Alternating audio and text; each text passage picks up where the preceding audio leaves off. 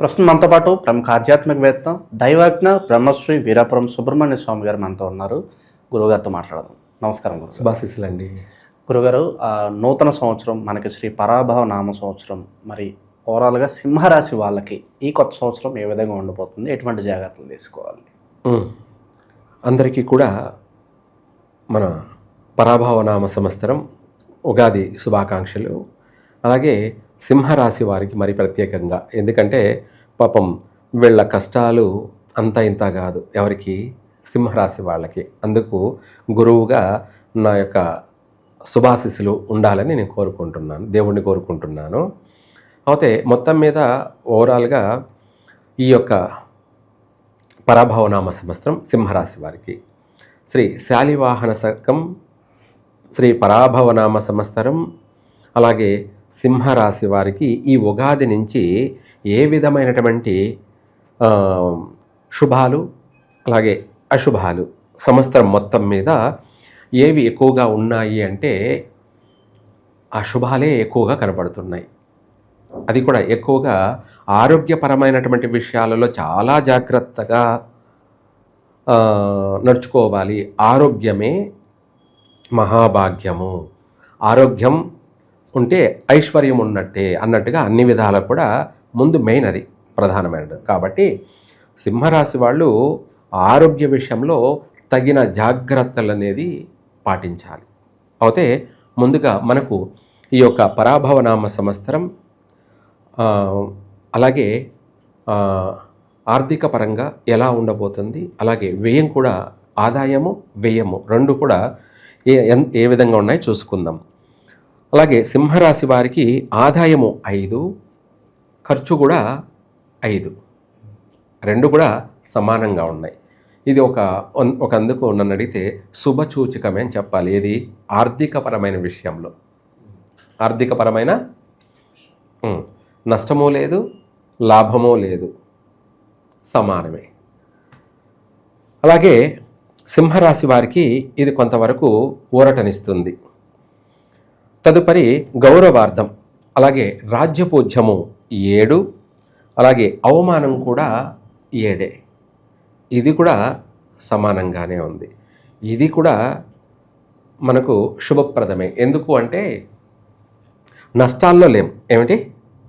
నష్టాల్లో లేము. కాబట్టి ఇప్పుడు చేసుకున్న వారికి చేసుకున్నంత మహాదేవ అన్నది ఈ సింహరాశి వాళ్ళకి 100% వర్తిస్తుంది. ఇప్పుడు వీళ్ళు ఏం చేస్తారో దానికి తగిన ప్రతిఫలం మాత్రమే పొందుతారు. అంటే త్రాచులాగా ఉంది ఇప్పుడు. ఏమిటి? జీవితం అన్నిట్లోనూ సమంగా లెవెల్గా ఉన్నారనమాట. ఇప్పుడు ఇక్కడ పుణ్యం చేసిన వాడు బాగా తను అన్ని విధాలా కూడా నిలబడగలుగుతాడు, స్థిరపడగలుగుతాడు. పాపం చేసిన వాడు తెలిపోతాడు, అంటే నష్టపోతాడు. అలాగే దీన్నే మనం బరువు తూకం ఉండడం అనేది ఏంటంటే, సముద్రంలో అవసరమైనవన్నీ కూడా సంపదలు, నిధులు, నిక్షేపాలు అన్నట్టుగా సముద్రానికి అవసరమైనవన్నీ కూడా గర్భంలో దాచుకుంటుంది. పనికి రానివంతా కూడా గడ్డకి ఒడ్డుకు కొట్టేస్తుంది. దాన్నే దరికి చేరేవన్నీ లత్తగువ్వలు అని, నత్తగువ్వలు, లత్తగువ్వలు అని. పనికి మాలినాటివి, పనికి రానివి, అవసరం లేనాటివి అన్నిటి కూడా ఒడ్డుకి కొట్టేస్తుంది అన్నమాట, క్లీన్ చేసేస్తుంది సముద్రం. అదేవిధంగా ఇప్పుడు వీళ్ళ జీవితం కూడా ఇదే ఎగ్జాంపుల్ అనేది 100%. ఇక్కడ ఎవరు ఆధ్యాత్మికంగాను ఇది ఎక్కువ అవుతుందన్నమాట. ఎవరికి? సింహరాశి వాళ్ళకి. అంతే కదా. ఎవరికైనా శరీరానికి దెబ్బ తగిలినప్పుడు టక్కని దెబ్బ తగలగానే అమ్మ అంటారు. ఏమంటారు? ఆ అమ్మే దైవం, ఆ అమ్మే దైవం. అది దెబ్బ తగిలినప్పుడు మాత్రమే తల్లి గుర్తుకొస్తుంది. దెబ్బ తగలకపోతే ఎవరు గుర్తుండరు, ఎవరు గుర్తుండరు. వాడికి వాడే అదే నేనే రాజు నేనే మంత్రి అన్నట్టుగా ఉంటాడనమాట. దెబ్బ తగిలితే అమ్మ గుర్తుకొస్తుంది. అప్పుడు భార్య గుర్తుకు రాదు, తల్లి గుర్తుకొస్తుంది. అదే భార్యకైనా కూడా దెబ్బ తగిలితే వాళ్ళమ్మ గుర్తుకొస్తుంది. ఏమిటి? ఇద్దరికైనా తల్లే గుర్తుకొస్తుంది. ఇది ఇద్దరు గ్రహించాలి. అట్లాగా వీళ్ళ జీవితం అనేది ఇప్పుడు దైవ ఆరాధనతోనే ముడిపడి ఉంది. వాస్తవంగా చెప్పాలంటే అది కూడా ఆధ్యాత్మిక భావం పెరుగుతుంది అని చెప్పాను కదా, ఇదేనమాట. ఎందుకంటే వీళ్ళు పడే కష్టాలు, వీళ్ళు పడ్డ నష్టాలు, వీళ్ళు అనుభవిస్తున్నటువంటి అనేకమైనటువంటి సమస్యలు అన్నీ కూడా చూసి ఇది ఎన్నేళ్ళు మనము మన జీవితం బాగుపడాలి కదా, దీనికి అంతటికి దేవుడే దిక్కు అని చెప్పి ప్రతి ఒక్కరిలో కూడా మార్పు, చేంజ్ అనేది జరుగుతుంది. ఎక్కువగా ఆధ్యాత్మిక చింతనతో ఎక్కువగా ప్రభావితం చేస్తారు. ఎక్కువ శాతం దైవారాధన అనేది, దైవ దర్శనం అంటే దేవాలయాలు, అభిషేకాలు, పుణ్యక్షేత్రాలు, సముద్ర స్నానాలు, ఇలా అనేకమైనటువంటి దైవ అన్వేషణ అనేది, ఆధ్యాత్మిక భావన, ఆధ్యాత్మిక చింతన అనేది అధికమవుతుంది ఎవరిలో? సింహరాశి వారిలో. అయితే ఇదంతా కూడా ప్రభావం ఏమిటి అంటే గ్రహస్థితి ప్రభావాలే. లగ్నంలో అంటే సింహరాశిలో కేతు గ్రహం ఉండడం, అలాగే 7వ ఇంట రాహు ఉండడం కుంభరాశిలో. సింహరాశిలోనేమో కేతువు, అలాగే కుంభరాశిలోనేమో రాహువు. మళ్ళీ అపసవ్య కాల సర్పదోషం. ఇది ఏమిటి? అపసవ్య కాల సర్పదోషము అంటే చీకటి కోణం అంటే రాత్రి వేళ. దాన్ని అపసవ్యము అంటారు. ఏమంటారు? ఇప్పుడు మనకు పగలు, రాత్రి అనేటివి మనకు ఉన్నాయి. పగలంటే వెలుతురు ఉన్నది 12 గంటలు, చీకటి అన్నది 12 గంటలు 24 గంటలు. ఆ చీకటి అనేదాన్ని అపసవ్యం అంటారు, పగలు అనేదాన్ని సవ్యము అంటారు. సవ్యం అనేదాన్ని ఇంగ్లీష్లో రైట్ అంటారు, చీకటి అనేదాన్ని ఇంగ్లీష్లో యాంటీ అంటారు. ఏమంటారు? యాంటీ అంటారు. అదేవిధంగా వీళ్ళ జీవితం ఇప్పుడు యాంటీలో ఉంది. ఏముంది అంటే రివర్స్లో ఉంది. అనుకునేది ఒకటైతే జరిగేది ఇంకొకటి. ఏదైతే ఊహిస్తారో దానికి ఆపోజిట్లో జరుగుతూ ఉంటాయన్నమాట. అటువంటి సమస్యలు ఉన్నాయి. ఆర్థిక విషయానికి వచ్చేటప్పటికీ గురువు 11వ ఇంట ప్రస్తుతం ఉగాది నుంచి, ఆ తర్వాత 12వ ఇంటకి మారుతున్నాడు. అంటే 1000 స్థానానికి 12వ ఇంటకు మారుతున్నాడు. కాబట్టి ఆర్థికపరమైనటువంటి విషయాలలో మంచి అవకాశాలు అయితే ఉన్నాయి. ఏమిటి? బాగుపడడానికి ఆర్థికపరమైనటువంటి విషయాలలో వీళ్ళ ఇప్పుడు ఆలోచన, వీళ్ళ నడవడికే వీళ్ళ జీవితాన్ని ఆర్థికపరంగా నిలబెడుతుంది. వీళ్ళు చేసే పని, వీళ్ళు మాట్లాడే మాట, వీళ్ళ చేసేటువంటి విధి విధానాలు, నడుచుకునే విధి విధానాలే వీళ్ళను ఆర్థిక పరంగా గొప్ప స్థాయికి నిలబెట్టే అవకాశము ఉంది. అదే వీళ్ళు నడుచుకుంటే విధి విధానాన్ని బట్టి పాతాళానికి తొక్కేసే అవకాశము ఉంది. ఏమిటి? పాతాళానికి అంటే అధపాతాళం అని కూడా అంటాం. ఇది ఎందుకంటే చీకటి, ఇది యాంటీ కదా, అందువల్ల పొంచి ఉంటుంది సమస్య. ఇప్పుడు రాజకీయ నాయకులు అయితే గడ్డు కాలం. ఏమిటి? రాజకీయ నాయకులకు అయితే గడ్డు కాలమే. ప్రతిదీ రివర్సే. వీళ్ళు మంచి చేసినా కూడా రివర్సే. మొత్తం ఏ చెట్టుకు తగిన గాలి ఆ చెట్టుది అన్నట్టుగా వీళ్ళ తగినట్టుగా భారీ కోట్లల్లో నష్టపోయే అవకాశాలు ఉన్నాయి. కోట్లల్లో, 10ల్లో కావచ్చు, 100ల్లో కావచ్చు, 1000ల్లో కావచ్చు, భారీ నష్టాలు కూడా కలిగే అవకాశం ఉంది. అదే వాళ్ళు చేసేదాన్ని బట్టి మళ్ళీ భారీగా కూడా డెవలప్మెంట్ అయ్యే అవకాశాలు కూడా ఉన్నాయి. ఇప్పుడు అంతా కూడా వాళ్ళ మనసు మీద ఆధారపడి ఉంది. ఏమిటి? ఇప్పుడు వీళ్ళ జీవితం త్రాచు లెక్కనే ఉంది. ఇప్పుడు ఎటు ఆలోచిస్తారో అదే వాళ్ళ జీవితం, ఎటు ఆలోచిస్తారో అదే వాళ్ళ జీవితం. మంచి మార్గం పైన ఆలోచిస్తే కంపల్సరీగా అందరూ బాగుపడతారు. అలాగే చెడు ఆలోచన పైన ఎక్కువగా ఆలోచన చేశారనుకోండి, భారీ నష్టాన్ని చెల్లించే అవకాశం ఉంది. ఇటువంటి సమయాల్లోనే ఎదిగే కొద్దీ ఒదిగి ఉండండి అనేది ఇవే. ఎందుకు అది ఏమిటి అంటే మనమేదో వాళ్ళను నిందిస్తున్నామో లేకపోతే తప్పు పడుతున్నామో అనేది కాదు. వాళ్ళ పర్సనల్ లైఫ్, వాళ్ళ పర్సనల్ జీవితం ఏంటంటే ఇప్పుడు ఎదిగారు, ఆ ఎదిగిన దాన్ని అంటే ఉన్నత స్థాయికి వెళ్ళారు, ఆ ఉన్నత స్థాయిలో ఉండాలి. ఏమిటి అక్కడే ఉండాలి, మళ్ళీ కింది పడకూడదు, కిందికి రాకూడదు, జీరో కాకూడదు. అందుకు ఎదిగే కొద్దీ ఒదిగి ఉండండి అని చెప్పడం అనమాట. ఆ ఒదిగి ఉండడం వల్ల వాళ్ళు ఆ మంచి పొజిషన్లోనే ఉంటారు, లేదంటే అక్కడి నుంచి వచ్చి కింద పడతారు. ఇది 100% వాస్తవాలే ఇవన్నీ. ఎంతోమందిని చూసుకుంటూ వస్తూనే ఉన్నాం. ఎవరు ఎలా ఉన్నారు, ఎవరు ఏం చేస్తున్నారు, ఎవరు ఏం మాట్లాడుతున్నారు, ఎవరు ఏ పొజిషన్లో ఉన్నారు, ఏ పొజిషన్లో ఉన్నవాడు ఏ పొజిషన్కి వచ్చాడు, ఏ పొజిషన్లో కింద ఉన్నవాడు ఏ పొజిషన్కి వెళ్ళాడు, మళ్ళీ మధ్యలో ఏమిటి, ఇవన్నీ కూడా అబ్జర్వేషన్ చేస్తూ ఉంటాం. గ్రహనాడి ఏమిటి, దాన్ని పడమర గాలి లేదంటే తూర్పు గాలి అన్నట్టుగా గాలి ఎటు వీస్తుంది, ఎలా ఉంది, ఏమిటి అని మనం అన్నీ కూడా అబ్జర్వేషన్. ఆ గాలి కూడా చల్లగా వస్తుందా, వేడిగా వస్తుందా, లేదంటే శరీరం డ్రై అయిపోయేలాగా, శరీరం అంతా ఆరిపోయేలాగా వస్తుందా, ఇదంతా కూడా మనం అబ్జర్వేషన్ చేస్తూ ఉంటాం.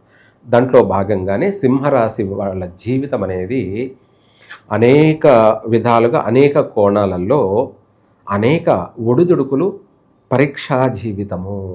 సింహరాశి వాళ్ళ జీవితం పరీక్షతో కూడుకొనే ఉంది. ఇప్పుడు పాస్ కావాలి, ఇప్పుడు పాస్ అయ్యారంటే ఇంకా వాళ్ళ జీవితంలో వాళ్ళకి తిరుగులేదు, జీవితంలో తిరిగే లేదు అన్నది వాస్తవం. అయితే ఆరోగ్యపరమైన విషయాలలో కడుపుకు సంబంధించినటువంటి సమస్యలు, ఆపరేషన్లు జరిగేటువంటి సమస్యలు, తలకు సంబంధించినటువంటి ఆపరేషన్లు జరిగేటువంటి సమస్యలు, ఇలాంటివన్నీ కూడా విపరీతమైనటువంటి సమస్యలు కలిగే అవకాశం ఉంది. తర్వాత సంతానపరమైనటువంటి విషయాలలో కూడా చాలా జాగ్రత్త తీసుకోవాలి.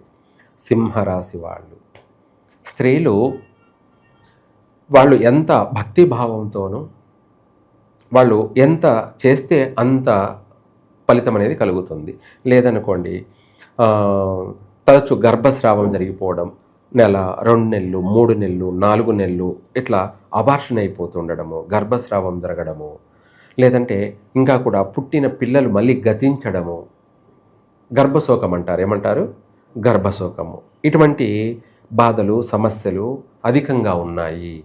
అందువల్ల దానివల్ల మనము ఆ నష్టానికి గురి కాకుండా మనం దాని నుంచి బయటపడడానికి 100% వీళ్ళు సింహరాశి వాళ్ళు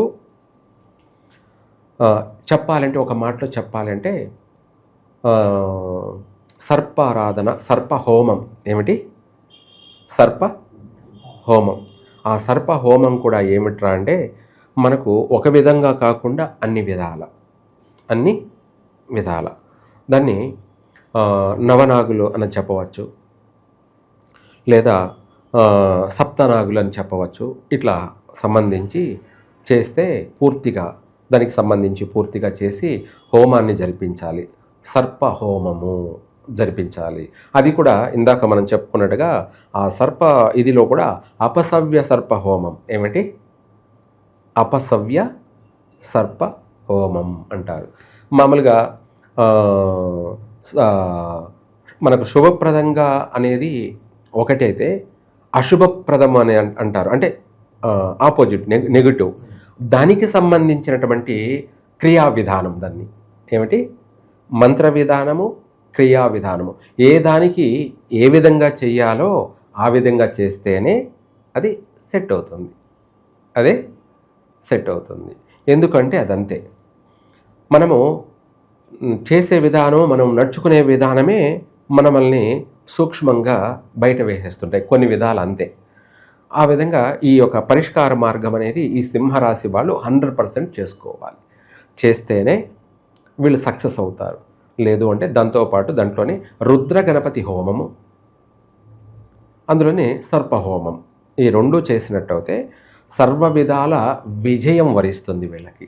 సర్వ విధాల విజయం వరిస్తుంది. అయితే ప్రస్తుతం అయితే ఆర్థికపరమైనటువంటి విషయాలలో కావచ్చు, అనుకున్న పనులు కావచ్చు, ఈ యొక్క 12వ ఇంట గురు సంచార ప్రభావం వల్ల బాగానే ఉంది. మళ్ళీ తర్వాత గురువు సింహరాశిలోకి మారుతున్నాడు, అంటే కేతువుతో కలిసి సింహరాశిలో సంచరించబోతున్నాడు. అప్పుడు ఇంకా విపరీతమైనటువంటి సమస్యలు ఎక్కువ అన్నమాట. ఇది నష్టాలు, ధన నష్టాలు. ఆ చేయడం వల్ల ఆ నష్టం జరగకుండానే మనము సేవ్ అయిపోవచ్చు. యథాస్థానం, అంటే మనం ఉన్నత స్థానంలోనే ఉంటాము. అలాగే ఇదే కాకుండా పరువు ప్రతిష్టలకు భంగం వాటిల్లే అవకాశం ఉంది. భార్యాభర్తల మధ్య చిన్న సమస్య పెద్దగా తయారై మెడలో పాము, మెడకు చుట్టుకున్న పాము కరవక తప్పదు అన్న సామెత కింద భార్యే పామై కాటేసిన అన్నట్టుగా, లేదంటే భర్తే భార్య అన్నట్టుగా, అంటే ఇద్దరు ఒకరినొకరు ర్యాగింగ్ వల్ల గొడవలు, కొట్లాట్లు, ఊహించని విధమైనటువంటి సంఘటనలు జరిగి ఒకరినొకరు తారాస్థాయికి చిన్న విషయాన్ని కాస్త పెద్ద చేసుకొని గోటుతో పోయేదానికి గొడ్డలి దాకా అన్నట్టుగా ఒకరినొకరు ప్రాణాలు కూడా తీసుకునేంతవరకు తెగబడతారు. అటువంటి సమస్యలు, దాన్ని క్షణిక ఆవేశం అంటారు. ఏమంటారు? క్షణిక ఆవేశం. ఇటువంటి సమస్యలు కూడా ఉన్నాయి. ఎందుకంటే రాశిలో కేతువు, 7వ ఇంట రాహు ఉండడం వల్ల వీళ్ళ మాట తీరు, వీళ్ళ నడవడిక, వీళ్ళ యొక్క ప్రభావం ఏమవుతుందంటే కొంచెం క్రూరంగా మారే అవకాశం ఉంది. ఏమిటి? ఇప్పుడు నువ్వు ఉన్నావు, చెప్పు నాయనా బాగున్నావా అని అన్నో లేకపోతే నాయనో అన్నట్టుగా సంబోధిస్తే ఎలా ఉంటుంది? అదే ఏరా అంటే ఎలా ఉంటుంది? వ్యత్యాసం ఉందా లేదా? నాయన అనేదానికి ఏరా అనేదానికి ఎంత వ్యత్యాసం ఉందో ఆ టైప్లో వాళ్ళ మాట తీరు చాలా పెద్ద రఫ్గా మారిపోయే అవకాశం ఉంది. చిన్నదానికి క్షణాల్లో ఎంతవరకైనా వెళ్ళిపోయే అటువంటి ప్రమాదం ఉంది. అంటే ఒకరినొకరు పైన దాడి చేసుకొని చంపుకోవడానికి కూడా వెళ్ళే అంతటి క్రూరమైన స్వభావం కలిగే అవకాశం ఉందన్నమాట. ఇది జరిగిపోయిన తర్వాత నేను ఇలా జరుగుతుందని అనుకోలేదండి, ఏమిటి ఇలా అవుతుందని నేను అనుకోలేదండి అని మామూలు కామన్ అందరూ ఊరికి అలా అనేస్తారు. అది కాదుగా. ఏదైనా జరిగిపోయిన తర్వాత ఇలా జరుగుతుంది అనుకోలేదు, అలా జరుగుతుంది అనుకోవడం కాదు. ముందే పసిగట్టిన వాళ్ళే తెలివైన వాళ్ళు, జ్ఞానులు, మహానుభావులు అని చెప్పచ్చు వాళ్ళని. అదే ఎవరైనా సరే మనము ముందు జాగ్రత్త, ముందు చూపుతో ప్రతిదాన్ని కూడా మనము ఆ సిచ్యువేషన్ ఏమిటి, ఆ సిచ్యువేషన్ ఇప్పుడు భార్యాభర్తలే, భర్త కోప్పడుతున్నాడంటే భార్య కాస్త అర్థం చేసుకొని తను వైదొలిగిపోవాలి. ఏంటి? పక్కకి వైదొలిగిపోవాలి. లేదు ఆడికి కూడా ఇంకా కాలేదు అని అంటే అప్పుడు తను ఆ కొద్దిసేపు పిరికిది అనుకోవాలి. ఏమనుకోవాలి? అని వదిలేసి తనకు తగ్గిపోవాలి. తప్పేమి లేదు. ఎక్కడ తగ్గాలో, ఎక్కడ నెగ్గాలో అది తెలివైన వాళ్ళు చేసే పని. మంచి వాళ్ళు అంటారు కూడా వాళ్ళని. ఏంది? మంచి వాళ్ళని కూడా అంటారు. ఎందుకంటే అక్కడ సిచ్యువేషన్ మారిపోకుండా దాన్ని పరిష్కరించుకుంటున్నారు వాళ్ళే. దానికి నేను పిరికి వాళ్ళని అనుకోకూడదు, నేను పిరికి దాన్ని అని అనుకోకూడదు. అక్కడ సిచ్యువేషన్ ఏమిటి? నష్టం జరగకూడదు. దాన్ని తెలివైన వాళ్ళు చేసే పని. ఒకవేళ భర్తే ఉన్నాడు, తన భార్యే కాబట్టి తన భార్య కోప్పడుతుంది, ఆవేశపడుతుంది, పెద్దగా చేంజ్ అవుతుంది, మారిపోతుందంటే భర్తే అణిగి మణిగిపోవడంలో ఏమి తప్పు లేదు. నేను మొగుణ్ణి అనే ఈగో, అహంకారం, గర్వం, ఈర్ష్య, అసూయ చూపించాల్సిన అవసరం లేదు. ఎందుకంటే తన భార్యే కాబట్టి,